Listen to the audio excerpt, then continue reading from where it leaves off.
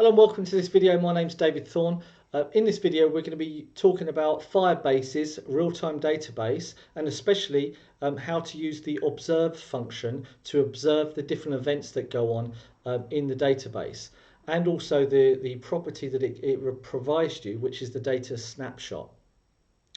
So first of all, let's just give you a quick basic overview of what's going to happen in the database. And if you look in the Chrome browser where it says database, when I press the plus button on one of the simulators, it's going to trigger an event, and that's going to add a game under games. All right, and you'll see this happen in just a second. When I then press the button, you'll see an event is triggered and it adds an object or a key underneath games, and this games is then an object, an adjacent object of a game, what represents a game. Anyway, so once we have this, we can then listen to this one event. Now in this situation, we want to listen to the ChildAdded event on games to react when a new game has been added. So how can we do this? Let's go over to our code, and what we can do is we can say games first of all is a database reference. This is what we're going to be looking for, and we can just say database reference, and with the path, and the path which we want here is games. All right, so all we want to do is we want to react to any event that happens when a child is added. And with this we can use the observe enter type data event type method, and the first property is then child added. And if we use the completion handler, then this will give us a data snapshot. So let's just call this snap, and let's just print out game added with ID. And the data snapshot has a property which is of key, which is a string. This is the ID that you'll see in the browser, which is dash big M, J, L, and so on. You'll see it in a second. This is the key. Child added is going to be called for every single child that is under this games. All right, and it's going to be called individually for each one in the order of what they're added. These IDs are they're ordered by time. Okay, so it's going to be, the first one's going to be called first, and so on until the last one. And when a new child gets added, then it's going to be called again. Now, at this time, there's only one there, but we're going to add them on as well. So let's run the application so we can see the output first of all, and then we'll start adding them again. Okay, and once it's running, then we see game added with ID, and it gives then the ID of the game. So it's just outputted the first one. Now if we add another game, you'll see it gets called again. Now this time if we stop the application and we clear the console so it's not so much confusing and run it again, you'll see it's going to get called twice this time. So it's always going to iterate through all of the items, the child nodes that are underneath that path, and then it's going to listen to any new events that are going to the new nodes that are going to come. All right, so let's just run another game, and there we go, and you get child added. Now it can be that you want to listen out for any time when that one node has been changed. Well, Firebase provides you with a child changed as well event, which we can use. So we can now say a game changed with ID. So if we run it again this time, I'll just let you have a look at the output first of all, what happens. All right, I'll let you guess what's going to happen. Okay, so you see child added with ID is outputted, but game changed has not been called because they haven't been changed. All right, so in order to make a change request, we can come to the other game and we can join it, and you'll see when someone joins it, the game is actually changed itself to add the actual other player in it, which triggered the changed event.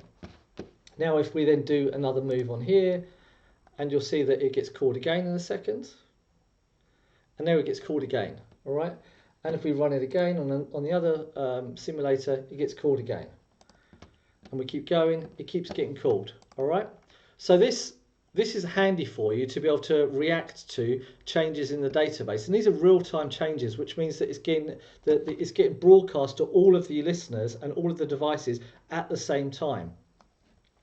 Okay, so now that we have a child changed and child added, we can also then access the value. All right, now the value does something a little bit different. All right, and it doesn't get called once for every single item that's there. It gets called once, and it gives you the whole data, or it gives you all of the child nodes, the children of that one path, all in one go.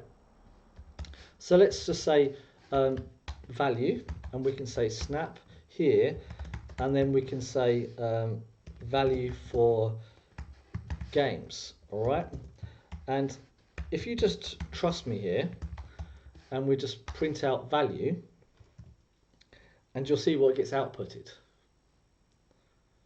It's quite a dangerous method to call, actually, if you've got a big database, because this is going to get called every single time. And as you can see here, it outputs the whole database under games. All right, now we've only got 3 child node here, which is nothing, but when we make another move,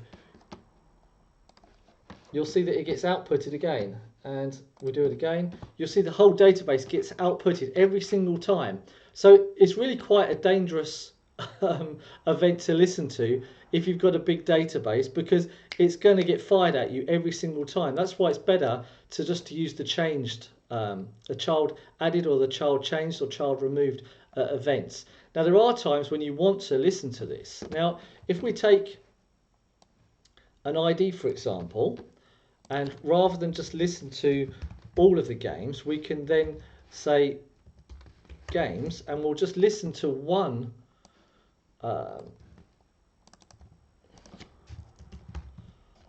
child now. Okay, and that was moves. We don't want that. We want the very last one.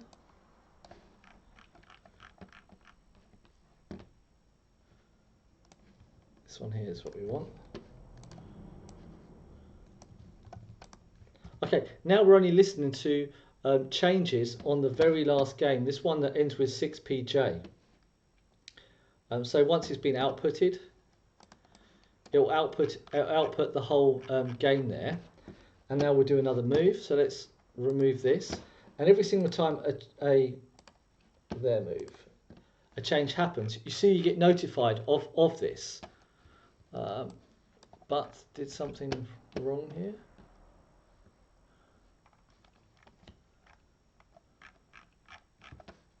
Oh no, I didn't. It's because the game got updated a few times through the cloud function, so it got repeated a few times to get called to us. But this is handy if you want real-time updates on specific properties. All right.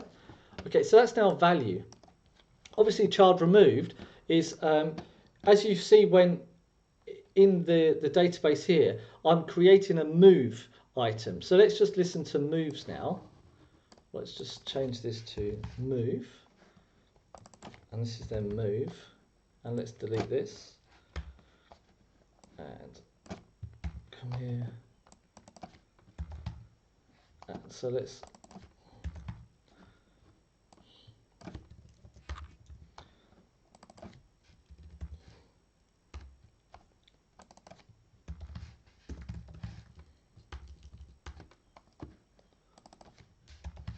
okay, now when someone creates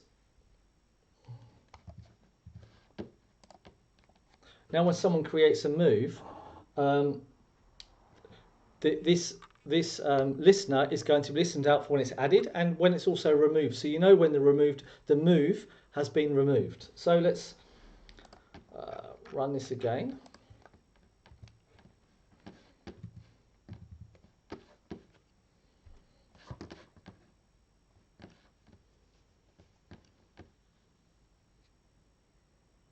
Okay, this situation, this scenario with child added, listening for only a single child that's ever going to be added is very, very helpful with this one, because you want to be notified of it all the time. And when the bin, let's say, is empty, you want to know when something goes in it to react to another event that should happen.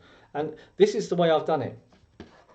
So now we've got move, and we do the move, and you see here move added, move removed, and yeah, so another event was triggered. And we do it again, and you can see here move added, move removed, and again, and so on. So that's child removed. We've seen child changed already. Now there's also another helpful one, which is if we then go back to like a next game, for example, and create a new game, and we'll join this one.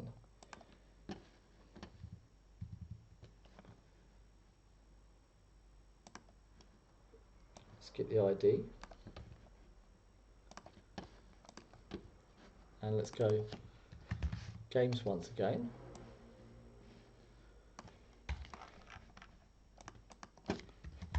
Okay, it's a very helpful method, and this is called observe single events, and this time we want value and snap. So this is only going to be called once now. Whoops. Okay, and we want a specific child.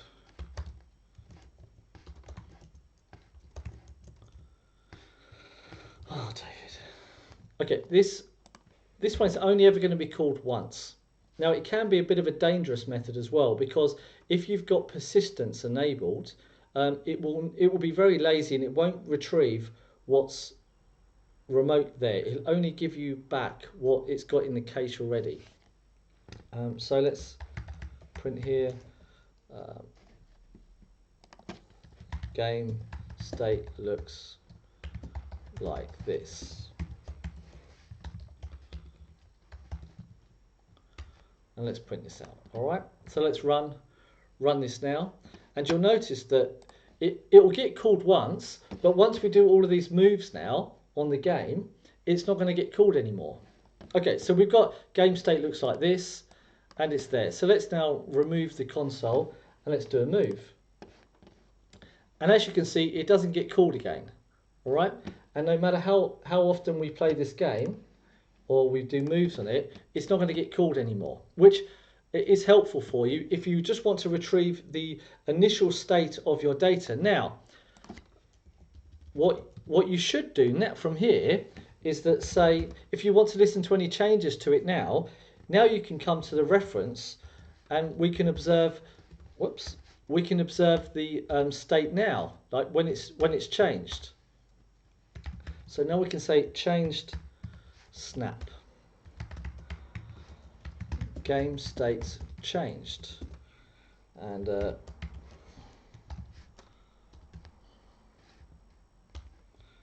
okay, so now what we're saying is give me the initial state, but now look for the state changes once it's changed. Okay, so you can see that we've got the initial states, so let's remove it, and now it's there, move, and now you see it gets outputted every single time, so game state changed. So we're happy, but if you look, game state looks like this. It didn't get outputted again, so this only got called once, but now we've got an observer on it. Now we could also from here check when this one game is removed inside of here. So it's Firebase. It has some fantastic methods that you can use all the time. You've really just got to have a play around with it. Okay, so if you're wanting to now access all of the games, this is where, in my opinion, for beginners, you can possibly get a bit confused about it. So we'll say value, and then we'll get a snapshot, right? Is how can you go through all of the values based upon? Okay, I'll show you first of all. So you've got snap and children, and this has got an all objects. Now, yes, you can, if we do guard dix equal this here, and then value as NS dictionary, and then just print nothing here otherwise. And now let's have a look at what we get. All right, so let's remove this.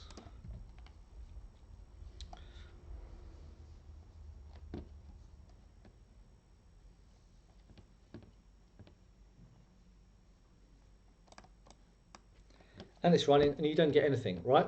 Because it doesn't essentially have an array of dictionaries, right? What you've got to do is, if we just print it out again, so you can have a look at what is actually outputted again.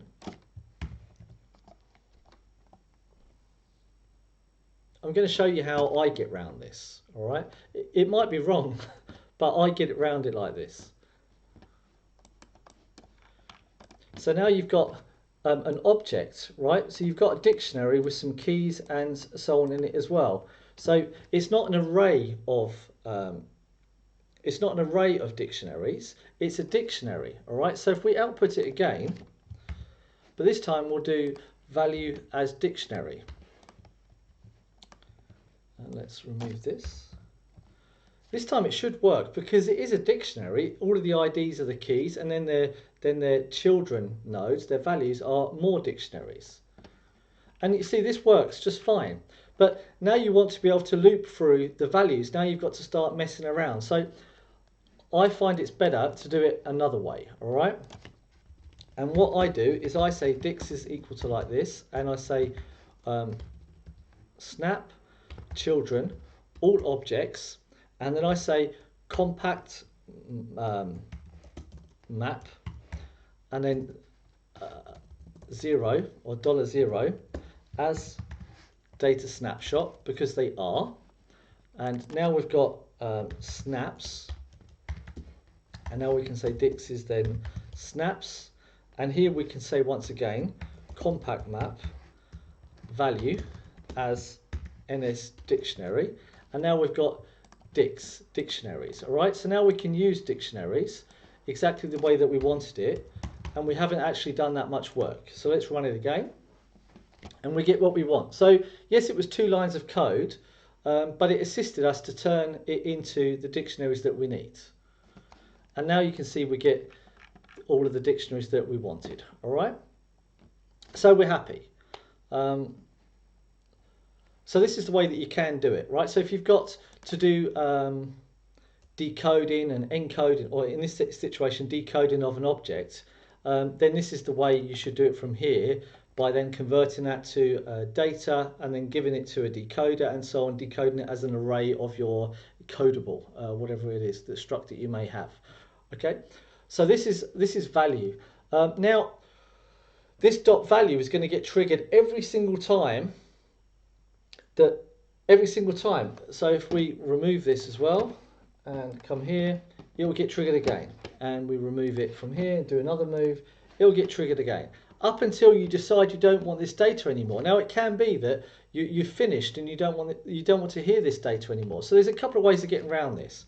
Now the first way, now once again it could be wrong, all right, but I do it like this. So we're going to make a uint, and that's supposed to be question mark, and we're going to say here that this method returns a uint, and once, so if we say here if uint is equal to nil, then go on. Okay, this is essentially just saying observe single event, but this way you're going to get the data that's in the remote database, not locally. All right, so it's a way of doing a remote call, but only a single event. So if uint is nil, which it won't be, sorry, if yeah, we want to have, so we'll just say any, doesn't matter.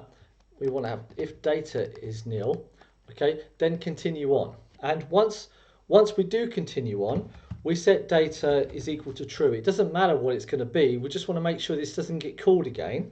And then we can say snap reference remove all with handle. Now this uint is the handle that we're saving, and now we can force unwrap it, and this will stop the event from being called now. So if we run this again, let's actually put a fatal error here.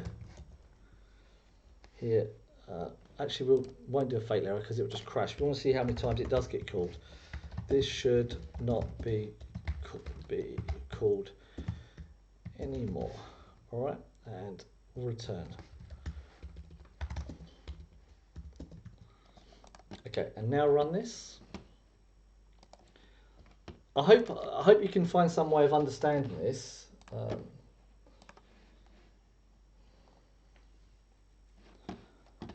Okay, and now we need to add a new event. And let's listen to this one here. Oh yeah, so we were listening to games anyway. Okay, so it spat out all of the games here, right? Now if we remove this and come here, we add another game, and as you can see, nothing gets outputted, and this should not be called anymore also doesn't get outputted because we removed the observer from games. So why did I save the uint here and I didn't here? Well, you can't reference a variable with inside of its own initialization and so on. So what I did is I declared it first of all, and then it got initialized, and then I've used it inside of closure so as I can access it with inside of the closure. It's a little bit of playing around with the code, but it's a nice way of being able to stop your own listener yourself. It's confusing me. Anyway, I hope I've done enough code that you can look at it once again and try it out yourself. All right. The only way you're going to learn Firebase is by trying it out yourself. Okay. I'm going to leave it there because I think I waffled on enough. If you do have any questions and you want me to do another video just about one small specific thing of this, please let me know and I'll do it. Not a problem. All right. Just tell me where you didn't understand it, and if I need to do this video again, I'll do it again for you. All right, because I actually want to help people with Firebase to understand this, because when I learned it, I had no help whatsoever. Yeah, the documentation is very good, but in the beginning, it's a little bit of a learning curve sometimes. Anyway, that's it. Thank you very much for watching. I hope that you've learned something from this. If you have done and you did like the video, then press the thumbs up, please. If you've got any feedback, write it in the comments, positive or negative, I don't care. I'd rather hear a comment than not hear any comment whatsoever. And if you didn't like it, then press the thumbs down button, not a problem. If you want to be updated with all of notification when my videos come out, then press the subscribe button, the notification button. Ultimately, I hope you just learned something. All right. Thank you very much for watching, and I wish you a nice evening. Bye bye.